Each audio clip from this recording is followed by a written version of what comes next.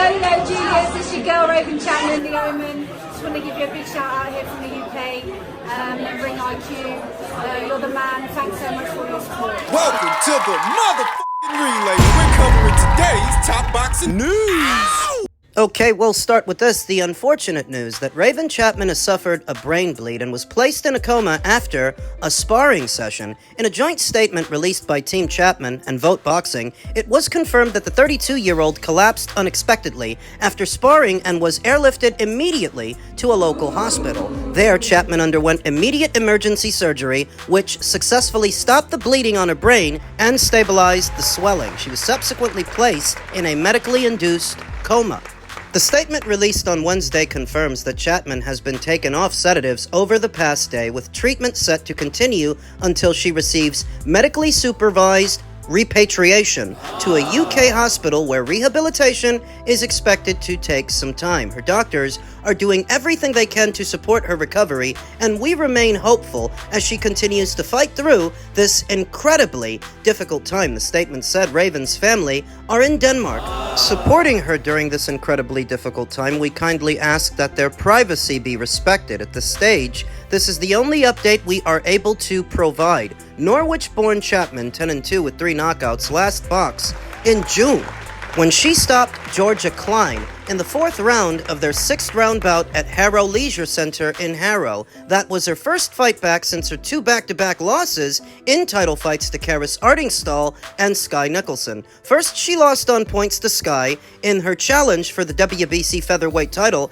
at Kingdom Arena, Jeddah, on October 2024. That marked the first women's title fight to ever take place in Saudi Arabia. She was then outpointed by Karis Artingstall in their clash for the vacant British title at London's Royal Albert Hall in March of last year, and since has returned to her winning ways at lightweight. Her former promoter, Queensberry Promotions, posted on social media speaking of their devastation upon hearing the news.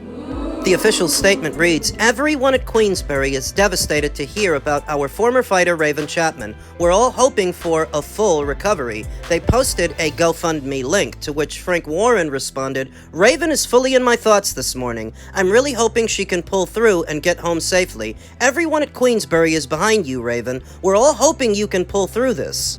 And it would seem that Frank Warren, alongside the rest of the boxing world, are not just sending their well wishes, but financial support to the injured fighter, as Frank and Queensberry just stepped up with a $20,000 donation to the GoFundMe. Fair play. When it mattered, they stepped up. Again, big respect to Nikisa Badarian of MVP. He was there with £10,000 before anyone. Eddie Hearn stepped up, also with a donation of £5,000. We know how medical emergencies can be costly. We've seen so many situations just like this one, some that work out a lot better than others. The unfortunate passing of Maxim Dadashev, Patrick Day, Jeanette Zapata in the Marie-Pierre Huel fight. Fallen fighters who had succumbed to their injuries, but there were others who recovered, like Phoenix Ayala after the Hannah Rankin fight. She too was placed in a medically induced coma, made a full recovery, and was able to return home. Luis Lopez, he suffered a brain bleed after the violent knockout at the hands of Angelo Leo, and not only did he make a full recovery, he's back to boxing and set to debut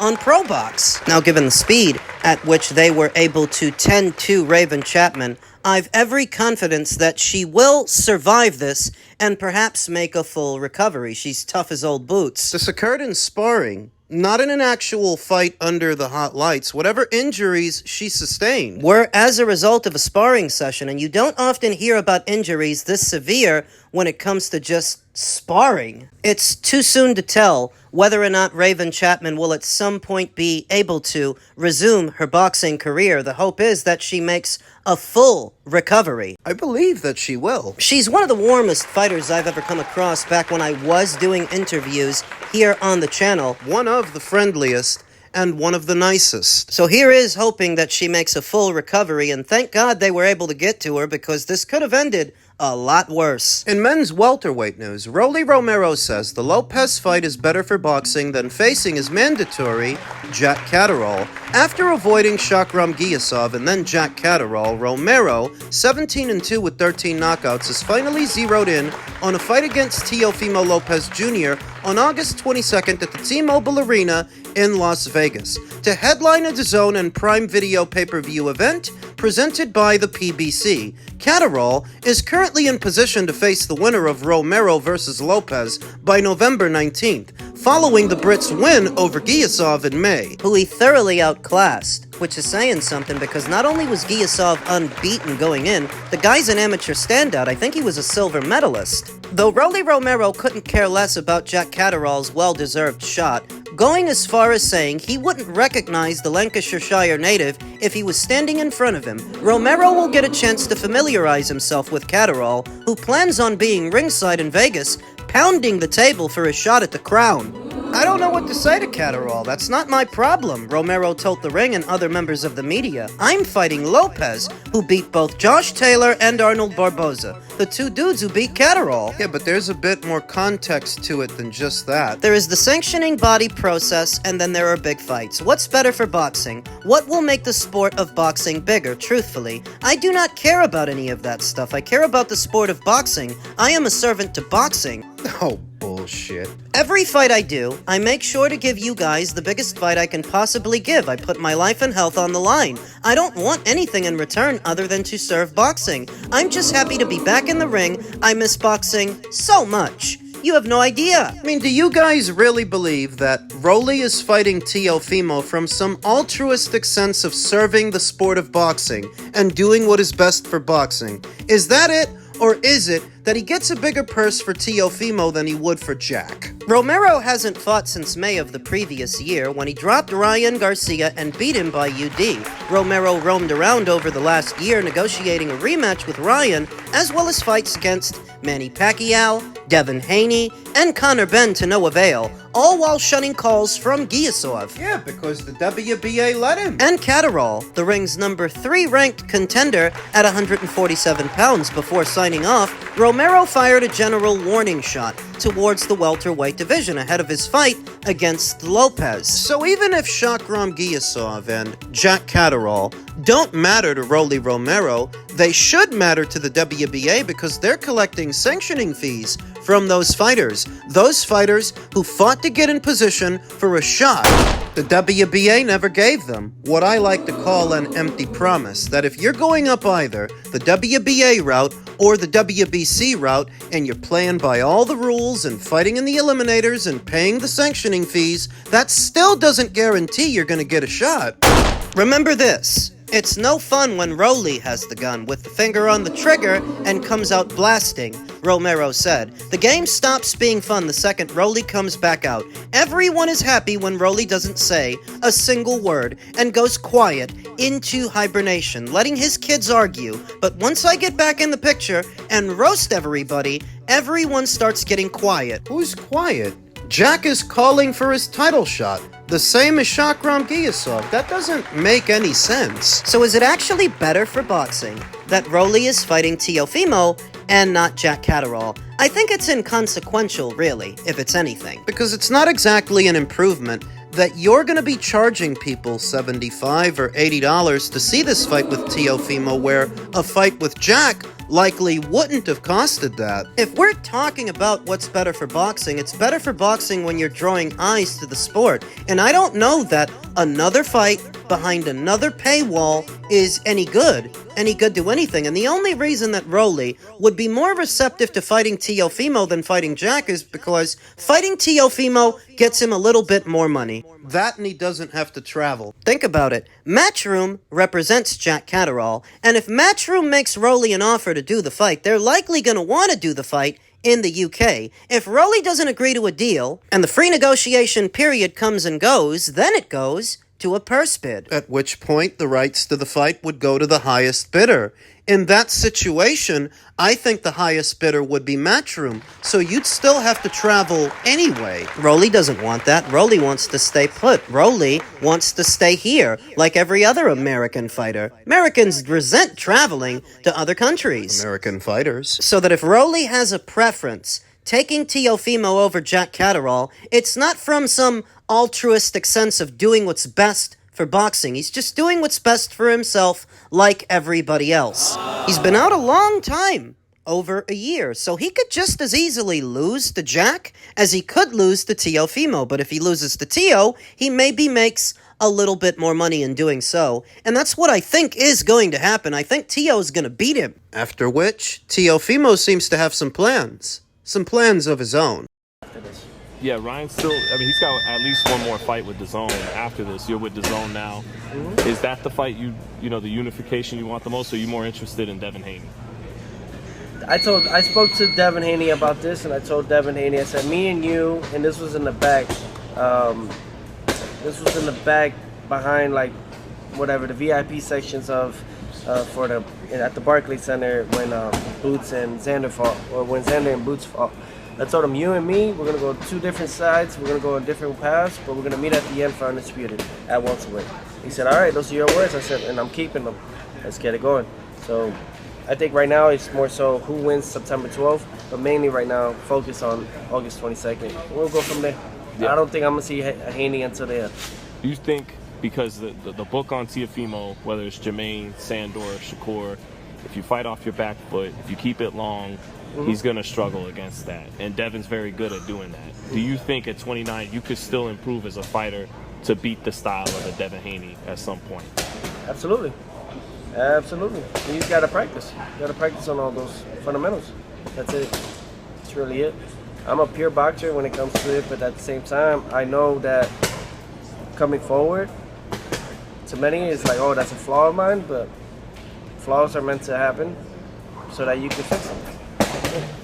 Teo sees himself as a pure boxer, where I see him as more of a boxer-puncher, which is why he struggles with pure boxers, like Sindor Martin, Shakur Stevenson, and potentially Devin Haney, though I can't tell you here and now that that's how it's going to happen. This could break down more than one way. What if Devin fights Ryan again, and Ryan beats him for a second time? Well, then Teo's got to fight Ryan, and that's a different fight to a Devin Haney fight. We could sit here all day postulating about each different scenario, so if we're going to focus on Devin, let's just focus on Devin and Teo fighting him. If they are the last two men standing, Teo is going to beat Rolly. Now maybe he suffers a scare, maybe he gets knocked down in the fight, but I do think he's going to win because he's a better boxer than Rolly. He's fought in the last 12 months where Rolly's been inactive. He's got prior experience. He sparred this guy already a good number of times. The same dynamic that you saw in Benavidez versus Zurdo, it's the same here with Teo and Rolly. So I think Teo's going to win that one, but afterwards, if he becomes WBA champion, he adopts Jack Caterrall as his mandatory. Jack becomes his problem, and it just so happens that Jack is a good rehearsal for a Devin Haney fight. Jack's not an artillery fighter, not a pressure guy. He's more finesse than ferocity, just like Bevin. You can use him to get ready for Bevin. Bevin is said to be going into a unification match with the IBF champion Liam Barrow, who I think he can beat, after which he may look to fight Ryan Garcia for a second time, and while he's doing that,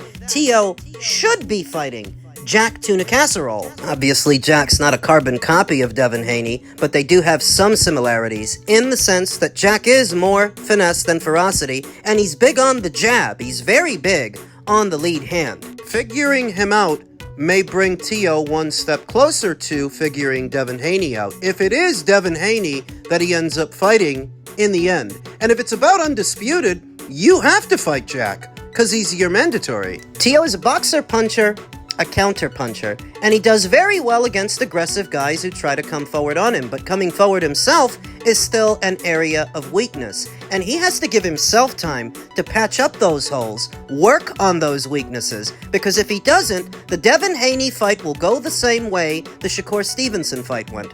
This is it for Tio. He can't go higher than 147. He's gonna be a shrimp. He'd be a small fry at 154. I believe that Tio has now hit his ceiling at welterweight. At Cruiser, reactions are still pouring in to the shock news that Noel Mikaelian will be facing Jai Opataya and not David Benavidez, T Street controversy said. So Zuffa pays Mikaelian enough to get stripped or vacate while giving the WBC the finger. Interim champion Mikael Cieslak gets elevated to full champion. WBC made David Benavidez the automatic mandatory at Cruiser for the title. Opataya is ranked number 1 by the WBC, so if Benavidez fights Cieslak and Jai beats Mikaelian, Jai becomes David's mandatory!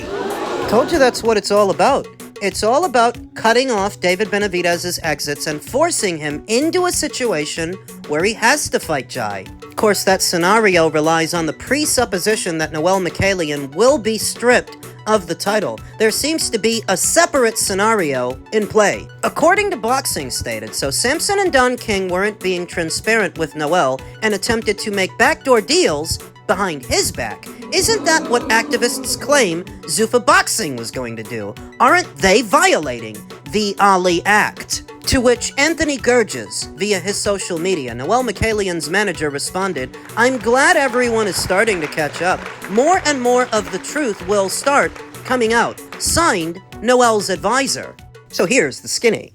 Noel Mikaelian has petitioned the WBC to honor his right to make a voluntary title defense. According to Mikaelian, Zuffa Boxing and Jai Opataya's team submitted an offer to Don King in February of 2026 for a fight between the two cruisers, but King never presented the offer to him. Mikaelian argues that he was never given a fair opportunity to make his voluntary defense due to circumstances entirely outside of his control. So where are all the Greta Thunbergs of boxing harping about the Muhammad Ali Revival Act and fighters getting jerked? It would seem you don't need to be signed to Zuffa and you don't need to be signed to Dana to get jerked around, because Noel Mikaelian and his manager are saying they've been jerked around. Noel has every intention of going through with the Jai Opataya fight, though not only that, he wants to go in as the defending WBC champion, and I think if the WBC knows what's good for them, they should just play ball. You stand to make more from the Opataya fight than the Benavidez fight.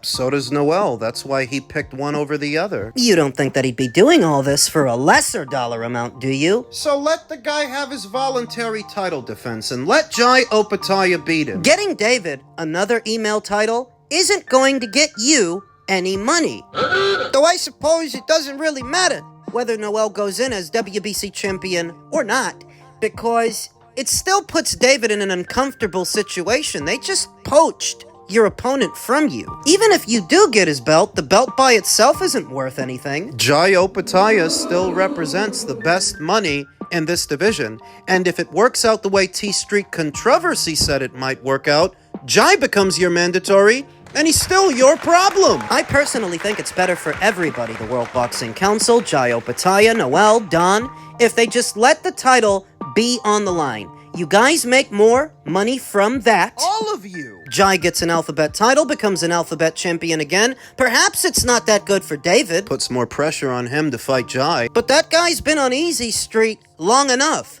It's about time that he fights someone who's a credible threat to him. These people are going to do what's in the best interests of the business of boxing. Then let Jai Opataya fight for the belt.